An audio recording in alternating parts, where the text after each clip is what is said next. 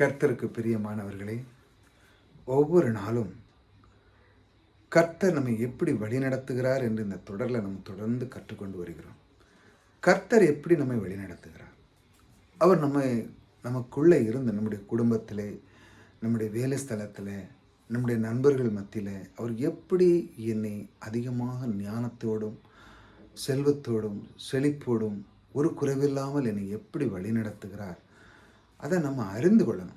பாருங்கள், நம்முடைய தேவன் ஒவ்வொரு நாளும் அவர் நமக்கு வந்து அவர் வழிநடத்தலை நாம் அறிந்து கொள்ளும் பொழுது நம்முடைய உள்ளம் மிக மகிழ்ச்சியாக இருக்குது. அவர் எப்படி வழி நடத்துகிறார் என்றால், அவருடைய வார்த்தை கொண்டு அவர் உங்கள் மேல் அதைவிட மேலானது உங்கள் மேல் அன்பாக இருக்கிறார். அவர் உங்கள் மேல் கிருபையை பொழிந்து கொண்டிருக்கிறார். கிருபையை நாம் இழந்து விடக்கூடாது. அதற்கான சில அந்த வார்த்தைகளை நாம் பற்றி கொள்ள வேண்டும். கிருபை நமக்கு எப்பொழுதும் அவைலபிளாக இருக்குது. ஆனால் அந்த கிருபையை நாம் இழந்தாலும் என்றால், நம்முடைய எப்படி ஒரு நீர் ஊற்றில் எப்படி தண்ணீர் பாய்ந்து கொண்டே இருக்குது, அதை அடைச்சிட்டுனா எவ்வளோ பெரிய கிணறு தோண்டியும் ஒன்றும் பிரயோஜனம் இல்லை. நீர் ஊற்றானது, அதாவது கிருபையை நாம் இது வேண்டாம், என்ன பெரிய குளிருக்கு போதும் அப்படின்னு நினச்சோம்னா முடியாது. ஆனால் நீர் ஊற்று என்பது அது வந்து கொண்டே இருக்கும். அதே போல் தன்னுடைய கிருபையை நாம் உதாசீனம் பண்ணிட்டோன்னா நம்முடைய வாழ்க்கையில் நாம் எல்லாத்தையும் இழந்து விடுகிறோம். ஆகையால் தேவனுடைய கிருபையை நாம் பெற்றுக்கொள்ள வேண்டும். அவர் நமக்குள்ளே இருக்கிறதுனால் அவருடைய வழிநடத்தலை நாம் அறிவோம். அவருடைய வார்த்தையை அவர் எப்படி வார்த்தையை வைத்து நம்ம வழி நடத்துகிறார் என்று பார்ப்போம். பாருங்கள், ஞானத்தையும் உணர்வையும் அருளும் ஆவியும், இந்த தேவன் நமக்கு சில ஆவிகளை கொடுக்கிறார். அதாவது ஒரு ஆற்றல், ஒரு சக்தி. இந்த சக்தியை நமக்குள்ளே வைக்கும் பொழுது அது எப்படி வேலை செய்யுது பாருங்கள். ஞானத்தையும் உணர்வையும், இந்த ஞானம் நம்முடைய வாழ்க்கையில் மிக முக்கியமானது. எப்படி சாலமோன் எப்படி கர்த்தர்கிட்ட புள்ளி வன்னு எல்லாம் கேட்கல, இந்த ஞானம் இருந்தாலே அதெல்லாம் கூட வந்துடும், ஒரு பேக்கேஜ் மாதிரி. தேவன் பாருங்கள், அவன் ஞானம் தான் கேட்டான் சாலமோன்.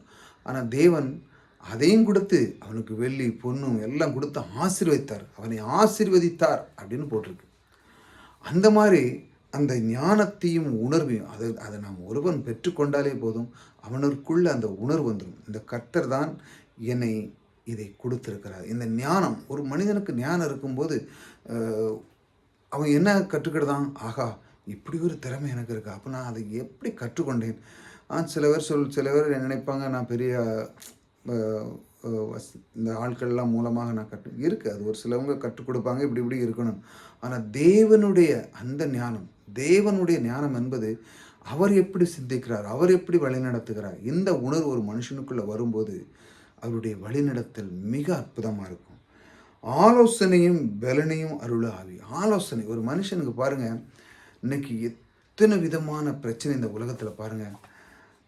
திருமணத்தில் பிரச்சனை இருக்குது, பிஸ்னஸில் பிரச்சனை இருக்குது, வேலை ஸ்தலத்தில் பிரச்சனை இருக்குது, குடும்பத்தில் பிரச்சனை இருக்குது, பிள்ளைகளுக்குள்ள பிரச்சனை இருக்குது.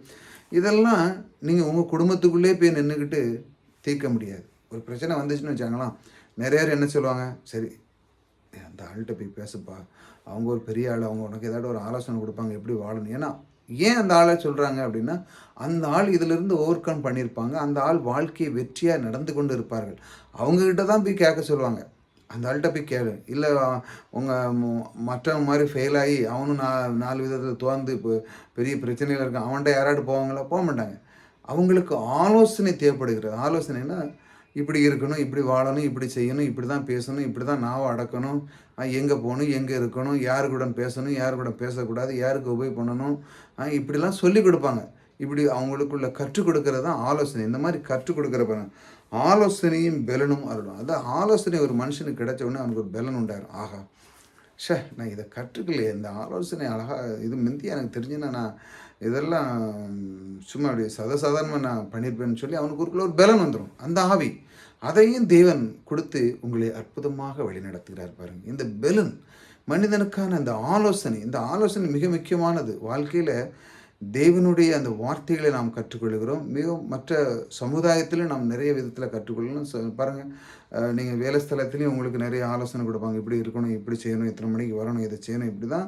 அப்போ தான் அதனுடைய பிளெஸிங் கிடைக்கும். இப்படி இந்த மாதிரி நடந்து கொண்டீங்கன்னா, வேலை சென்னைக்கு வந்தீங்கன்னா 8 மணி நேரம் வேலை செய்யணும், மற்ற இதை செய்யக்கூடாது, ஃபோன் பேசக்கூடாது அப்படின்னு சில இதை வச்சுருக்கேன். அது ஒரு ஆலோசனை மாதிரி தான். அது உங்களுக்கு ஒரு இது கிடையாது. நீங்க அப்படி இருந்தா தான் அந்த கம்பெனியில உங்களுக்கு ஒரு மதிப்பு இருக்கும், மரியாதை இருக்கும். நீங்க அதில அவங்க குடுக்க வேலைய ஞானமா செய்வீங்க. அதுக்கு தான் அது சொல்லுது, இப்படி இருக்க வேண்டும் என்று. அது ஒரு ஆலோசனை. அதன்படி ஒருவன் நடந்தால், அவன் அவன் மேல ஏதாட்டு பிரச்சனை வருமா? வராது. அவனுக்கு ஏதாட்டு குறை வருமா? வராது. அவனுக்கு எப்பவும் சம்பளம் உயர்வு கூடிக்கிட்டே இருக்கும். ஏனென்றால், அவன் அந்த ஆலோசனை, அந்த சொன்ன அந்த வார்த்தைக்கு அவன் கீழ்ப்படுகிறான். இந்த வார்த்தை, அது யார் குடுக்கிறது? தேவன். இப்படிப்பட்ட வார்த்தைகளை நீங்க கேட்கீங்க. நீங்க வேலை ஸ்தலத்தில இருந்தாலும் சரிதான். இப்போ ஒரு ஒரு போலீஸ் கேஸ்ல மாட்டிக்கிட்டீங்க. நீங்க வளவளா, கொளவளான்னு பேச முடியாது. உங்களுக்கு கரெக்ட்டா பேச கத்துக்கிடணும். ஆலோசனை தேவைப்படுது. எப்படி யார்கிட்ட பேசணும்னு தெரியும். சும்மா நீங்க வீட்ல பேசுன மாரி போலீஸ் இதில போய் பேச முடியுமா? அவ்வளோதான் உள்ள வச்சுருவாங்க. அதனால நீங்க அந்த இடத்துல எப்படி கையாளணும், எப்படி பேசணும்னு தெரியணும். அதுக்கு தான் தேவன் பாருங்க, அந்த மாரி ஒரு அந்த மாரி அறிவு, அந்த மாரி ஆலோசனை பெலனும் உங்களுக்கு குடுக்குறாரு. ஆலோசனை அது ஒரு பெலன் மாரி. அறிவையும் கர்த்தருக்கு பயப்படுகிற பயத்தையும் அருளும் ஆவியும், இந்த மாதிரி கர்த்தருக்கு அறிவை கொடுத்து என்னதுல, கர்த்தருக்கு பயப்படுகிற பய பயத்தையும் அருளும் ஆவியும், அதாவது கர்த்தருடைய வார்த்தை அதுக்கு எப்படி செய்கிறது, அது என்ன நடக்கிறது என்று நாம் கவனமாக அதை கவனிக்க வேண்டும். அது ரொம்ப ரொம்ப முக்கியம் பாருங்க.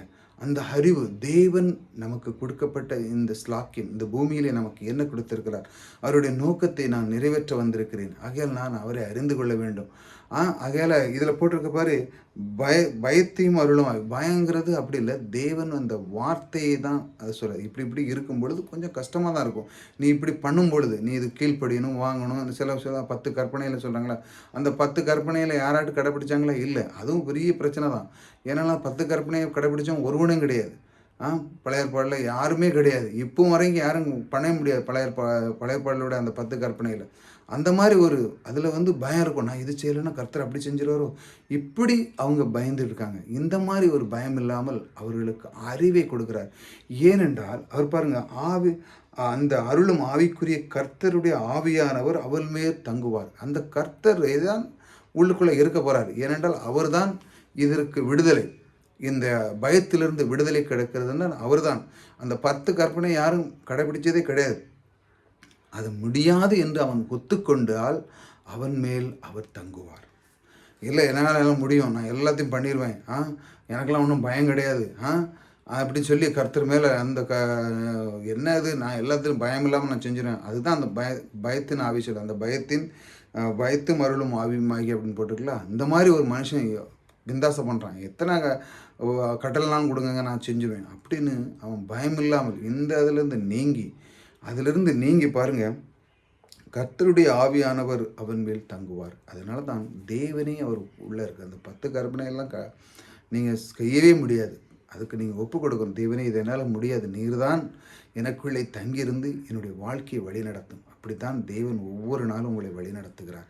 தேவன் எப்படி வழி நடத்துகிறார் என்றால் இப்படி தான் வழி நடத்துகிறார். அவர் உங்களுக்கு கற்றுக் கொடுக்கிறார். பயத்தின் ஆவி நீங்கி ஞானத்தை கொடுத்து, அறிவை கொடுத்து, ஆலோசனை கொடுத்து, கர்த்தருக்குள்ளே அவர் உங்களுக்குள்ளே வைத்து, அவர் எல்லா விதமான ஒரு அன்பை கொடுத்து, இப்படி தான் அவர் உங்களுக்கு வழி நடத்துகிறார். இதை எப்படி தருகிறார் என்றால், அறிவை ஞானத்தை தந்து எல்லாத்தையும் தருகிறார். இவர் தருகிற தேவன் உங்களுக்குள்ளே இருக்கிறார். ஆகையால் அவருக்கு நாம் முழு மனதை நாம் ஒப்பு கொடுக்கும் பொழுது அவருடைய வழிநடத்தலை நாம் அறிந்து கொள்கிறோம். அவருடைய வழிநடத்தலை நாம் பார்க்கும் பொழுது நமக்குள்ளே ஒரு குறை இருக்காது. நமக்கு ஞானம் தந்துடுவார், ஆலோசனை தருகிறார், அறிவை காத்துக்கொள்ளக்கூட அந்த கிறிஸ்துவை நமக்குள்ளே தந்து விடுவார். பயத்தின் அருளும் ஆவியை நீக்கி நம்மேல் அவர் உள்ளே வாசம் பண்ண நமக்குள்ளே வந்து விடுவார். நமக்குள்ளே அவர் வந்த உடனே நம்முடைய சுபாவங்கள் மாறும், நம்முடைய வாழ்க்கை திறன் மாறும், நம்முடைய பொருளாதார திறமை எல்லாமே மாறி நம்முடைய செல்வ செழிப்போடு மாறி நீங்கள் இந்த சமூகத்தில் ஒரு சமுதாயத்தில் இருந்தீங்கன்னா நீங்கள் தான் டாப்பில் இருப்பீங்க. உங்களை பார்த்து எல்லாரும் பார்ப்பா எந்த கடவுளை வணங்குறான் அப்படின்னு சொல்ல அளவுக்கு உங்களுடைய வாழ்க்கை திறனை மாற்றுவார்கள். நீங்கள் யாரிடமும் கையேந்த அளவுக்கு உங்களுடைய வாழ்க்கை திறனை அவர் உங்களுக்கு வழிநடத்துவார். இந்த நாள் முதல் கொண்டு வாழ்க்கையில் உங்களுக்கு யாரிடமும் கையேந்தாமல் அளவுக்கு கர்த்தர் உங்களோடு கூட இருந்து உங்களுடைய வாழ்க்கையை வழிநடத்துகிற தேவன் உங்களோடு கூட இருக்கிறார். கர்த்தர் உங்களை ஆசீர்வதித்திருக்கிறார்.